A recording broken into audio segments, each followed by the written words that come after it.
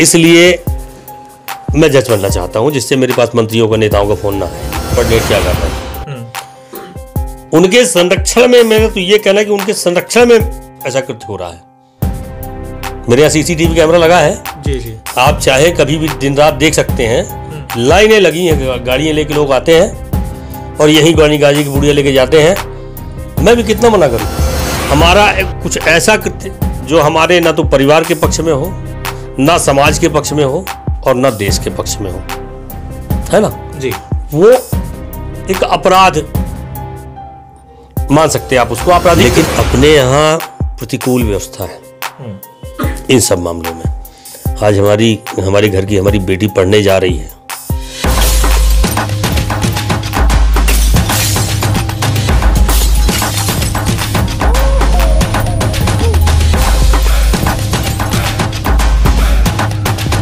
नमस्कार, मैं रवि कुमार पांडे आप लोगों के साथ। और आज जो है तो हमारे साथ हैं सीधी जिले के एक अधिवक्ता जिनका नाम अरविंद शुक्ला है। जो अरविंद शुक्ला जी के पास मैं आज कुछ खास चर्चा के लिए बैठा हूं और कहीं ना कहीं ऐसी कुछ बातें हैं जो आज हवा में जो है कुछ और वायरल हो रहा। जहां पहले कोई ना कोई रोग वायरल हो रहा था, वहीं आज क्राइम वायरल हो रहा है।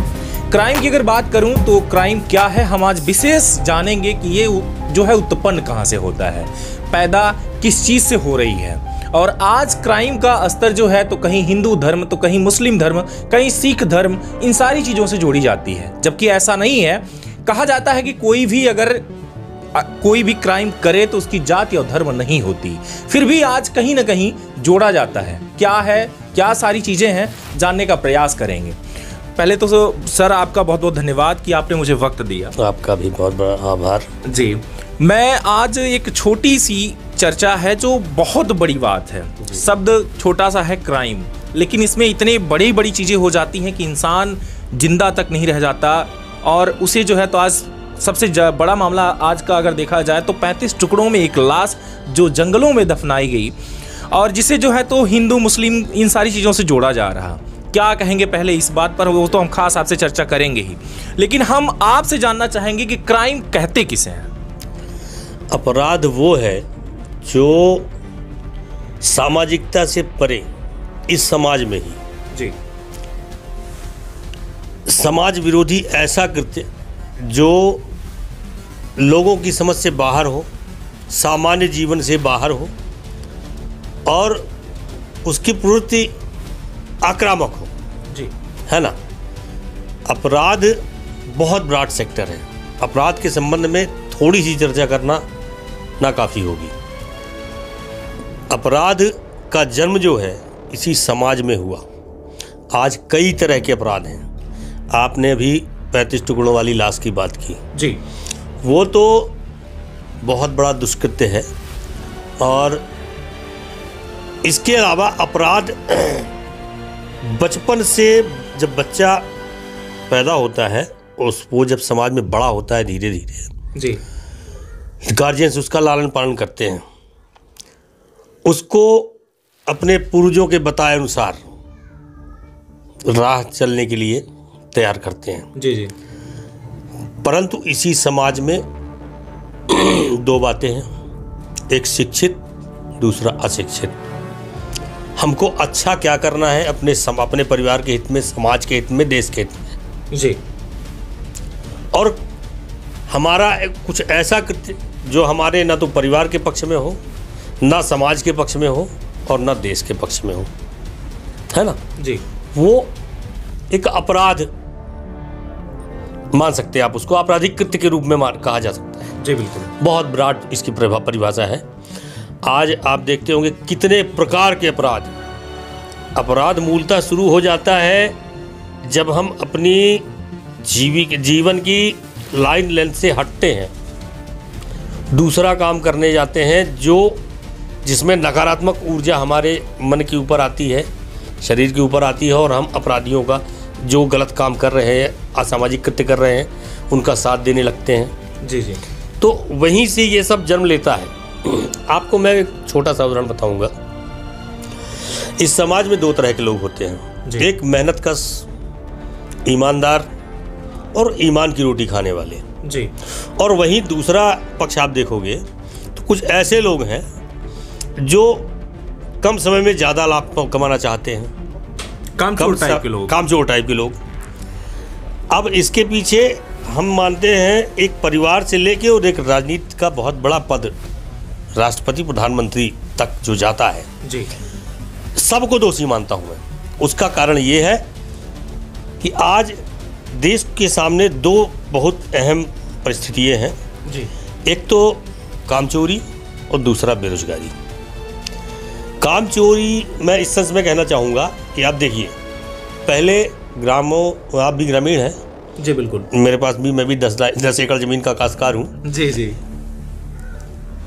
आज शासन ने इतना कामचोर बना दिया है जनता को कि उसको गल्ला फ्री दे रहे हैं, बिजली फ्री दे रहे हैं, पानी फ्री दे रहे हैं, सब फ्री दे रहे हैं, उसको कुछ करना है नहीं।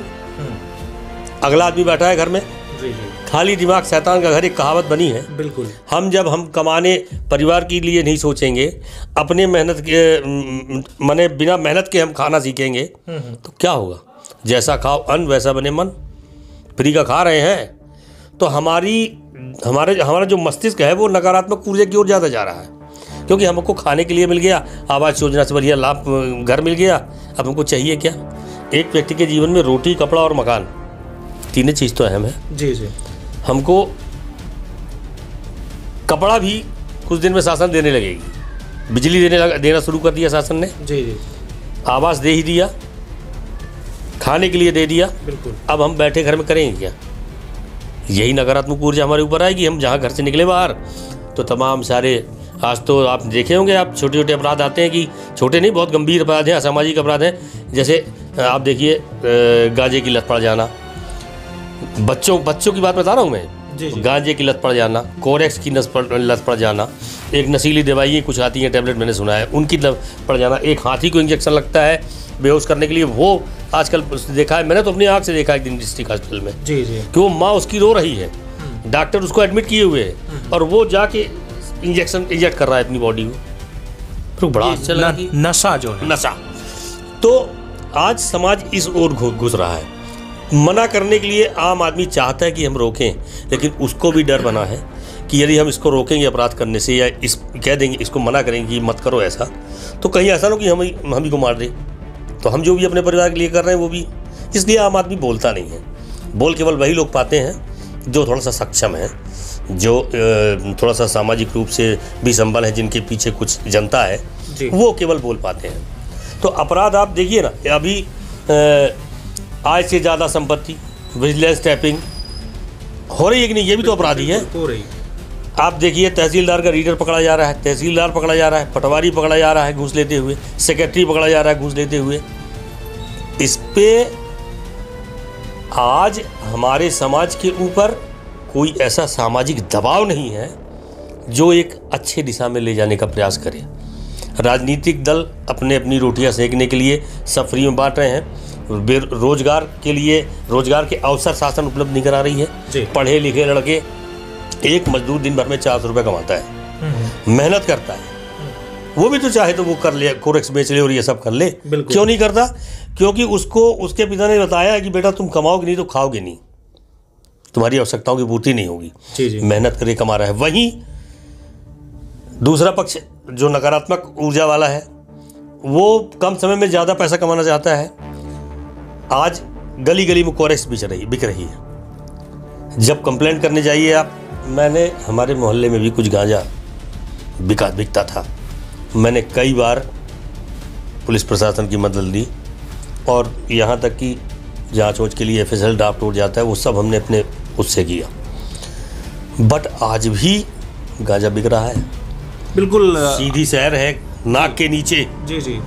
यहीं SP बैठे हुए हैं, यहीं कलेक्टर साहब बैठे हुए हैं, यहीं थाना कोतवाली बगल में है आधा किलोमीटर, लेकिन यहाँ गांजा बिक रहा है। ऐसा क्यों हो रहा है? आपके द्वारा शिकायत किया गया फिर भी? इसलिए हो रहा है, मैंने आपसे बताया ना, हर व्यक्ति को पैसे की बहुत ज़्यादा चाहत है जी। हर व्यक्ति पैसे की ओर घूम रहा है।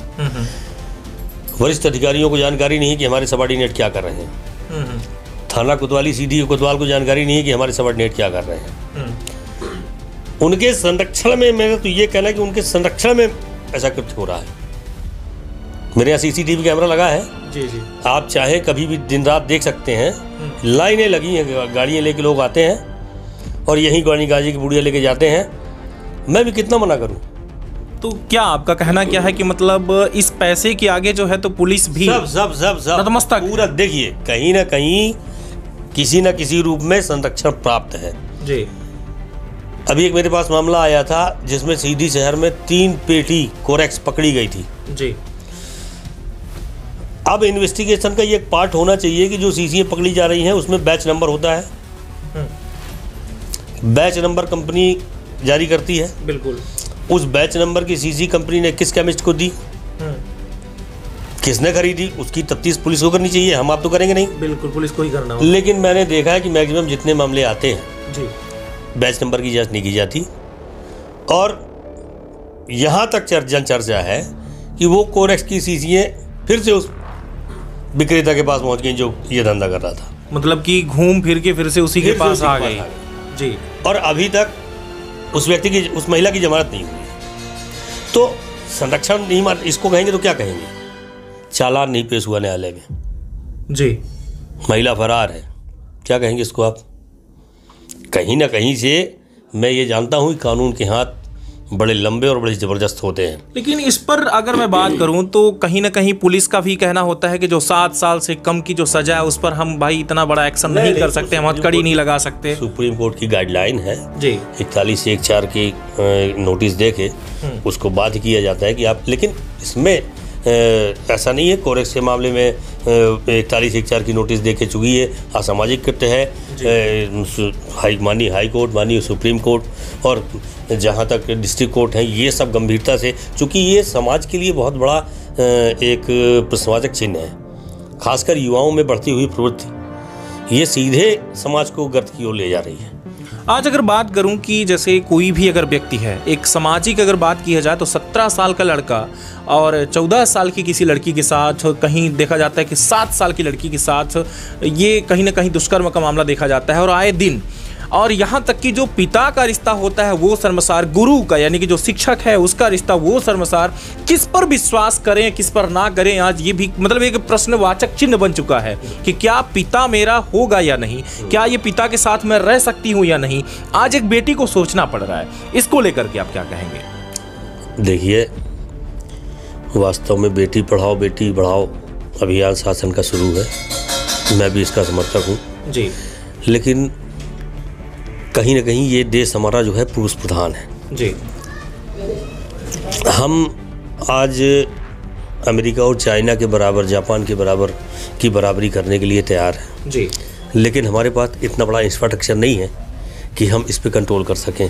वहाँ हर गली में CCTV कैमरे लगे हैं, रोड लाइंस लगी हैं, लेकिन अपने यहाँ प्रतिकूल व्यवस्था है इन सब मामलों में। आज हमारे घर की हमारी बेटी पढ़ने जा रही है जी, वो हमसे ये अपेक्षा रखती है कि हमारे पिताजी हमको न टोकें। ठीक है, हमने नहीं रोका। बिल्कुल। अभी जो आप 35 टुकड़े वाली बात कर रहे थे मुझसे जी, वो भी किसी की बेटी ही है। बिल्कुल है। उसने भी यही अपेक्षा की होगी, हम माँ बाप हमको जो टोकते हैं, हमारे खिलाफ बात करते हैं, इसलिए वो अकेली रहती थी जी जी। उस पुरुष के साथ गई, वो किसी भी धर्म का हो, मैं उसमें नहीं पढ़ना चाहता। बट गार्जियंस को इतना अधिकार मिलना चाहिए कि वो कम से कम अपनी बच्ची, अपने बच्चे के बारे में, उनके हित के बारे में सोचे और उसको ये दायित्व हो। ठीक है, बालिग है, सब कुछ समझने के लिए जायज़ है, सब कुछ ठीक समझ रही है, ठीक है, पार्टिसिपेट कर रही है हर जगह, लेकिन जो फ्रीडम है एक जी। आज मैं देखता हूँ कि बाज़ार से आप निकलो, मुझे खुद एक दिन शर्म आई, एक लड़की अपनी माँ के साथ जा रही थी, उसके कपड़े इस ढंग से थे कि मुझे देखने में शर्म लगी। मैंने ये चीज़, मेरे जूनियर मेरे साथ थे, मैंने उनसे बोला कि देखो ये अश्लीलता, ये माँ साथ में है, ये नहीं कह सकती कि इस ढंग के कपड़े मत पहनो। हम फ्रीडम वहीं तक लें जहाँ तक हमारी नैतिकता का हनन ना हो जी, लेकिन जहाँ हमारी पर्सनल सिक्योरिटी की बात है वहाँ पे हमारे गार्जियंस का राइट ख़त्म नहीं होना चाहिए। आपने कहा कि लड़कियों का जो ये कपड़ा पहनावा, लेकिन वहीं जो है तो बड़े बड़े घरों की जो लड़कियां हैं या कहें कि मंत्री नेता जो महिला हैं, उनका कहना ये है कि अपना खुद का तुम जो है तो दिमाग पे कंट्रोल करो, तुम अपनी सोच को बदलो। तो मतलब एक तरफ आप कह रहे हैं कि उसके अश्लील कपड़े थे, तो ये क्या हमारी दिमाग मानसिकता है जो हमारी, क्या उसके पहनावे से बदल सकती है, ऐसा लगता है आपको? पहनावे से क्यों नहीं बदलेगी, क्यों नहीं बदलेगी? आप ये बताइए, संस्कार दिए जाते थे घर में, बच्चियाँ जब तक पढ़ती थी, विद्याधन करती थी, तब तक वो सलवार सूट में रहती थी। उसके बाद साड़ी पहनाई गई उनको, ठीक है, आप जीन्स पहनने लगे आज। लेकिन जीन्स पहनने के बाद अंग प्रदर्शन करना जो है ये अश्लीलता है। अंग प्रदर्शन यदि आप करोगे निश्चित रूप से सामने वाले के ब्रेन के ऊपर रिएक्शंस होंगे। जहाँ क्रिया होती है वहीं प्रतिक्रिया होती है। तो समाज में जो ये सेंसर बोर्ड जो है, कहीं ना कहीं सेंसर बोर्ड जो है तो सारी चीज़ों को पास करता है। जैसे कई फिल्में आई जिसको लेकर के विरोध भी हुआ, लेकिन आज जो रील्स का ज़माना चल चुका है, इंस्टाग्राम, फेसबुक, ट्विटर, सारी चीज़ें, बिल्कुल, तो वहाँ पर कोई भी आता है और अपने जो है तो कहीं ना कहीं अंगों का प्रदर्शन करने लगता है। बिल्कुल, तो पाबंदी होनी चाहिए, इसके लिए कानून बनना चाहिए। लेकिन बन नहीं रहा, तो इस पर क्या कहें? बन नहीं रहा तो ये विधायिका और लोकसभा की बात है। लोकसभा में जो हमारे जिम्मेदार लोग बैठे हैं, सदन के सदस्य होके माननीय सदन के, उनकी जिम्मेदारी है कि वो इन सब बातों को गौर करें और एक प्रस्ताव लेके आए और उस पर अध्यादेश पारित कराएं, है ना। लेकिन ये अपनी जिम्मेदारी से भाग रहे हैं। ये जिम्मेदारी से भाग रहे हैं। आज हर व्यक्ति जिम्मेदारी से भाग रहा है। आप देखो ना, हम एक्सीडेंट हो रहा है, हम देख रहे हैं कि एक आदमी की जान खतरे में है। जी जी। सुप्रीम कोर्ट ने टिप्पणी भी की और यहाँ तक फ्रीडम कर दी उसके लिए कि हम एक्सीडेंट होने वाले आदमी को पहुँचाएं अस्पताल तक, हमसे पुलिस पूछताछ नहीं करेगी। लेकिन प्रैक्टिकली ऐसा नहीं हो रहा। प्रैक्टिकली ये हो रहा है कि जिसने पहुँचाया उसी से पुलिस पूछताछ करना शुरू कर देती है जी, कि भाई तुम्हें मारा हो, तुम ही लेके आ रहे हो। तो ये देखिए, जब तक ये एग्जीक्यूशन की बात है, जी जी, है ना, पुलिस अधिकारी को पूरे अधिकार प्राप्त हैं, लेकिन अधिकारों का सदुपयोग लोग कम कर रहे हैं, दुरुपयोग उसका ज़्यादा कर रहे हैं। बिल्कुल, पावर का जो है तो दुरुपयोग कर रहे हैं। यदि और क्राइम और भ्रष्टाचार की जहाँ तक हम बात करें जी, आप एक छोटे स्तर से देखो, गांव में एक चौकीदार जाता है नोटिस लेके पक्षकारों की जी, वहाँ वो नोटिस देता है और नोटिस के बदले अपेक्षा रखता है कि हमको 100-200 रुपये ये पक्षकार दे। सही कह रहे हैं, ठीक है, ये प्रैक्टिकल बात मैं बता रहा हूँ आपको। जी बिल्कुल। और वहीं जब न्यायालय में शिकायत होती है कि इस भला व्यक्ति ने हमसे पैसे लिए हैं, तो न्यायालय कहता है उसकी तो ड्यूटी है, उसको सैलरी मिल रही है। लेकिन वास्तविकता ये है, 500 रुपये का जमानती वारंट कोई कोर्ट जारी कर रही है, 500 रुपये तक, ठीक है। उसको तामील करने जो पुलिसकर्मी जा रहा है वो उसको भया दोहन कर रहा है। उसका पहले कह रहा है कि भैया ये 500 रुपये जो दोगे तभी जमानत देंगे तुमको। न्यायालय ने लिखा है इसमें 500 रुपये का 2000 रुपये का जमानती वारंट है। ये मेरे पास शिकायत आती है जी जी, और मैं देख भी रहा हूँ कि प्रैक्टिकल में कुछ दूसरी बात है और जो अपनी न्यायालयीन कार्रवाई उसमें दूसरी बात है। न्यायालय तो ये कर रही है कि 500 रुपये का जमानती वारंट देकर उसको तुम छोड़ दो, गिरफ्तार थोड़ी करने के लिए बोल रही है। जी जी। लेकिन वहाँ वो पक्षकार को जाके बता रहा है कि देखो, चाहे वो गवाह हो केस का जी, चाहे वो आरोपी हो जी, वो जाके बता यही रहा कि देखो 500 रुपये का 500 रुपये हमको चाहिए, तभी तुमको ये संबंध देंगे और तुमको छोड़ेंगे, नहीं तो ले लेंगे। जी जी। भय है, भयभीन हो नवरीत, 500 रुपये ले लिए, दे दिया उसने, वो लेके चला आया था मिल करके। कहा जाता है कि पुलिस जो है तो लगातार कहीं ना कहीं पैसे को लेकर के जो अपराधी होते हैं उनको छोड़ देती है, और यहाँ तक कि जो कहीं ना कहीं जो निर्दोष व्यक्ति है जिसकी कोई गलती नहीं है उसका नाम जोड़कर उसको उठा लिया जाता है। ये कहीं ना कहीं राजनीति है, इसके ऊपर जो है तो प्रेशर होता है, और कुछ लोगों का कहना है कि पैसा होता है। इस पर क्या कहेंगे, पैसा है या राजनीति का पावर? हर पुलिस वाला गलत हो, ऐसा नहीं है। हाँ, ये जरूर है कि कुछ ऐसे एलिमेंट हैं जी जो 2-4 की मात्रा में हर जगह होते हैं, और उन्हीं के कारण जो अच्छा आदमी होता है वो भी पैसा लेना शुरू कर देता है। मैंने देखा है जी, कई उदाहरण मैंने देखे। मेरा 28-30 साल का कार्यकाल रहा वकालत उसके जॉब का जी। मैंने देखा इस पीरियड में कि, और बहुत प्रैक्टिकल देखा है। मुझे केवल 2 व्यक्ति ऐसे मिले आज तक जी जी, जिन्होंने मना कर दिया कि हम पैसा नहीं लेंगे क्योंकि इसमें मृत हो गया है व्यक्ति जी जी। अदरवाइज मैक्सिमम मैंने ये देखा है कि इनका सबका कहीं ना कहीं टाई अप होता है, और ज़्यादा लोग नहीं हैं, ऐसे 2-4% हैं। लेकिन वो सारी, एक कहावत सुनी होगी आपने, एक मछली सारे तालाब को गंदा करती है, स्थिति वो है। सीधी जिले में आप बैठे हैं। इसमें थोड़ा सा और कहना चाहूँगा। जी जी देखिए, अपन पुलिस आरक्षी केंद्र थाना कोतवाली सीधी के अंतर्गत है। जी जी। अब आप देखिए, सीधी शहर के समीप में 2 थाने हैं, एक कोतवाली और दूसरा चमोड़ी थाना जी। अब आप इनका एरिया देख लीजिए और पुलिस बल की संख्या देख लीजिए। एक नगर निरीक्षक यदि चाहे कि हम अपने एरिया में पीस बना के रखें, बन सकती है बेशक, जी जी, पर उसके पास इतने हैंड्स नहीं हैं कि वो हर जगह पहुंच सकें। पॉसिबल नहीं है सर, है ना। बिल्कुल। तो ये एक शासन की भी कमी है। हर थानों को बल उपलब्ध कराना चाहिए, जिससे यदि अच्छा अधिकारी आता है तो वो कम से कम एक व्यवस्था कायम कर सके। लेकिन ये तो सरकार है कि वैकेंसी दे ही नहीं रही, तो क्या कर सकते हैं? देगी ना, क्यों देगी? वो उसको संविदा कर्मी मिल रहे हैं जी। अब कर्मी क्या कर रहा है? उसने शिक्षा कर्मी बनाए, विद्युत कर्मी बनाए, चिकित्सा कर्मी बनाए। कर्मी क्या करेगा? उसको न पेंशन मिलनी है, न उसको पूरी सैलरी मिलनी है। वहीं पे 1 लाख रुपए सैलरी मिल रही है सीनियर लेक्चरर को। जी जी। और वहीं पे जो कर्मी पढ़ा रहा है बेचारा, चाहे वो संविदा कर्मी हो चाहे शिक्षा कर्मी हो, उसका मानदेय आधा भी नहीं है जी। उसको पेंशन भी नहीं मिलनी। वो ज़्यादा मेहनत कर रहा है इसलिए कि कहीं हमारा विभाग पेन न चला दे सही कह कैरेक्टर पे, कि हम पता लगा अतिथि शिक्षक हैं तो हम उससे निकाल दिए जाए, कर्मी है तो कोई कंप्लेंट ना हो जाए। ये सरकार की नीति ऐसे बिल्कुल गलत नीतियाँ हैं। परमानेंट आपको रोजगार देना चाहिए। देखिए, हम विदेशों की कल्पना करते हैं, हमारे यहाँ आज तक रोजगार शिक्षा नहीं दी जा रही है। ठीक, मुझे तो बड़ा कभी कभी आश्चर्य लगता है। हम लोग तब के पढ़े हुए हैं जब काव्य भारती, गद्य भारती, पद्य भारती दोनों हुआ करती थी हिंदी में। जी जी। अच्छे सूरदास जी, रहीमदास जी, कबीरदास जी, इनके दोहे जो समाज के हित में थे जी जी, वो पढ़ाए जाते थे। अब तो आजकल के बच्चे जानते नहीं हैं। कबीर रहीम के दोहे आप पूछेंगे नहीं आता। हम लोग को बचपन की कविताएं याद है। हुए बहुत दिन बुढ़िया एक, चलती थी लाठी के टेक, उसके पास बहुत था माल, जाना था उसको ससुराल, मगर राह में चीते से लेते थे राही को घेर। जी जी। है ना। बुढ़िया ने सोची तरकीब, उसकी जिससे चमक उठी तकदीर। बचपन की कविताएं आज भी याद हैं। जी जी। देखिए, जो लोकोक्तियाँ होती हैं, जो कहावतें होती हैं, जो दोहे होते हैं, वो समाज के अच्छे काम करने के लिए होते हैं। उनसे हमको ज्ञान मिलता है कि हम समाज में किस तरह से हम रहें, अपने बच्चों को पालें, भतीजों को पालें। है ना जी। वो संस्कार थे, पढ़ता था उनमें, बच्चों में, और वो उस ढंग से बनते थे।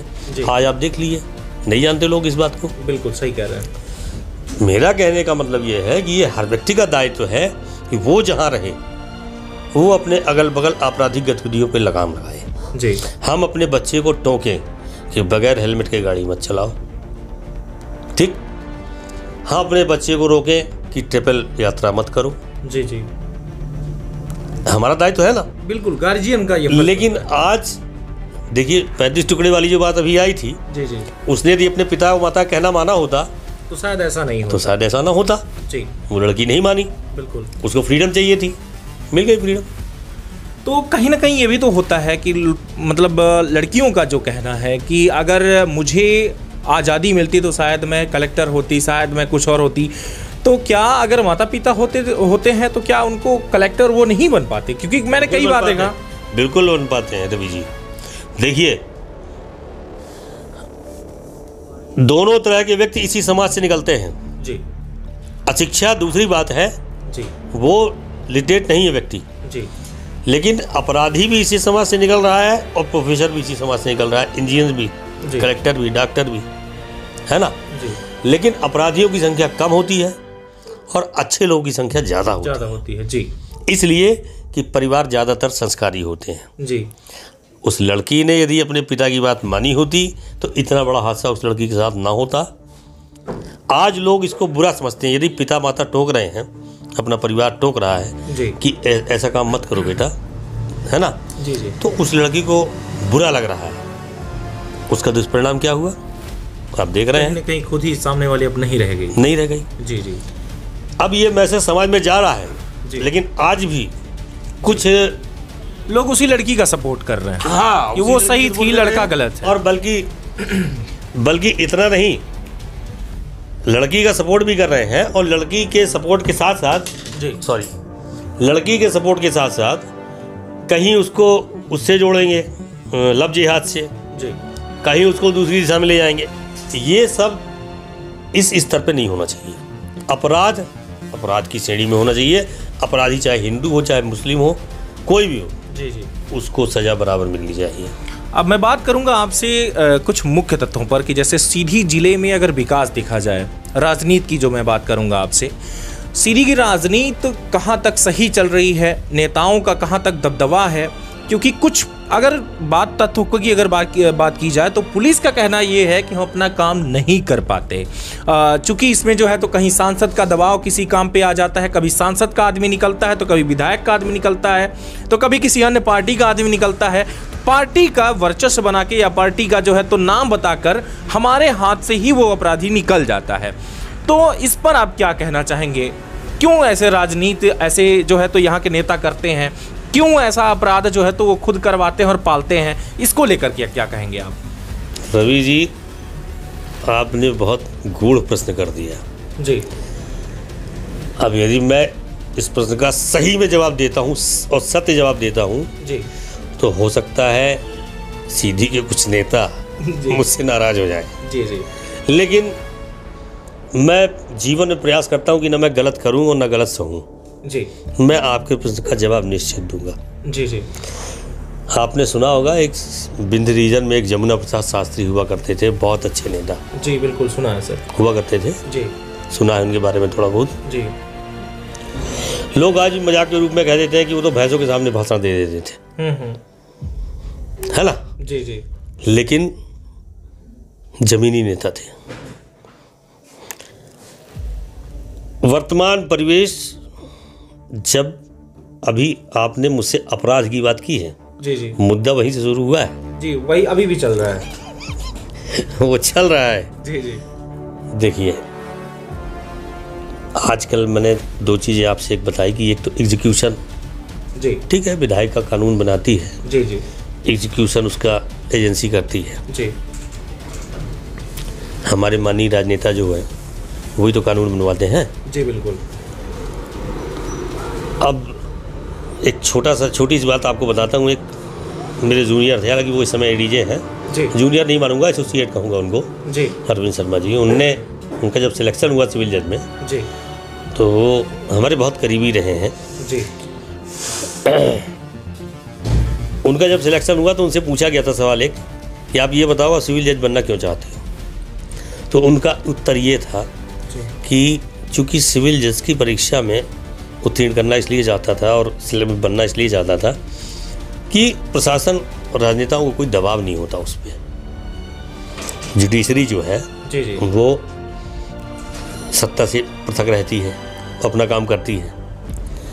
इसलिए मैं जज बनना चाहता हूँ जिससे मेरे पास मंत्रियों का, नेताओं का फ़ोन ना आए। जी। कितनी अच्छी बात, बिल्कुल सही। क्यों? कहीं वो योग्य लड़का था, चाहता तो कलेक्टर ही बन सकता था। बिल्कुल। उस लड़के की बात मुझे उसमें बहुत अच्छी लगी। आज यही हाल है, हम अपने अधिकारों का दुरुपयोग कर रहे हैं। मैंने भी सुना है कई बार, लोग कहते हैं विधायक जी का फ़ोन आ गया, संसद जी का आ गया, इसलिए FIR कर दिया। जी। देखिए, पुलिस स्वतंत्र है और पुलिस को स्वतंत्र होना भी चाहिए। बिल्कुल स्वतंत्र, उसको निष्पक्ष जांच करनी चाहिए। जी। जिस दिन पुलिस निष्पक्ष जांच करने लगेगी ना, उस दिन अपराध अपने आप इस समाज से खत्म हो जाएगा। बिल्कुल। मानते हैं आप इस बात को कि नहीं? बिल्कुल मैं मानता हूँ। अब जो 30 साल 25 साल पहले नेता हुआ करते थे, मैं ये नहीं कह रहा कि आज भी नेता नहीं है, नेता आज भी है, राजनेता आज भी है, अच्छी सोच वाले नेता हैं। अब आपकी सीधी में ही हैं, बहुत सारे हैं, मिलेंगे। जी। मैं नाम बताना उचित नहीं समझ रहा हूँ अभी। जी। जरूरत पड़ेगी सक्षम फोरम पे नाम बताऊंगा। बिल्कुल। नाम बता दूंगा तो किसी एक व्यक्तिगत व्यक्ति की बात आ जाएगी। बिल्कुल सही कह रहे हैं। देखिए, यदि कोई एजेंसी दबाव में काम करेगी तो वो निष्पक्ष तो नहीं, आप अपेक्षा नहीं कर सकते कि वो निष्पक्ष करेगी। जब दबाव में काम करेगी तो अपराध को बढ़ावा मिलेगा, और वही हो रहा है। आज के नेता फॉर्च्यूनर से उतरना नहीं चाहते। जी।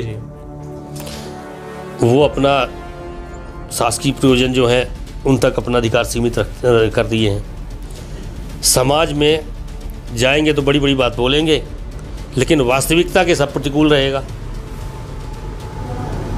अब ईओडब्ल्यू का छापा इन राजनेताओं के यहाँ नहीं पड़ता। बिल्कुल सही कह रहे हैं। जो वोट मांगने तो आते हैं गलियों में, और वोट मांगने के बाद, जीतने के बाद फॉर्चूनर और सफारी में उड़ते हैं। समझ में नहीं आता कि आता कहाँ। समझ में नहीं आता, क्यों आएगा समझ में? यदि वहीं समझ में आ जाए तो ये अपराध और भ्रष्टाचार और इसकी ईओडब्ल्यू की जरूरत ना पड़े। जी जी।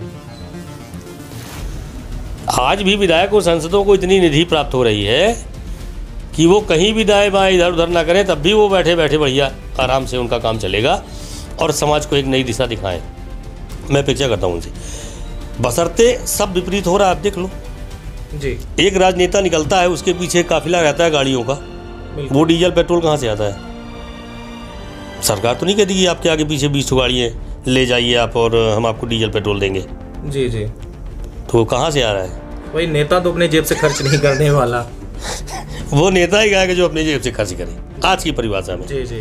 पहले की परिभाषा में नेता अपने जेब का नहीं, अपने घर की जमीन बेच के पब्लिक की सेवा करते थे। जी जी। और यदि ना करते तो ये देश आज आज़ाद ना होता। बिल्कुल, है ना? बहुत बड़ी बात है।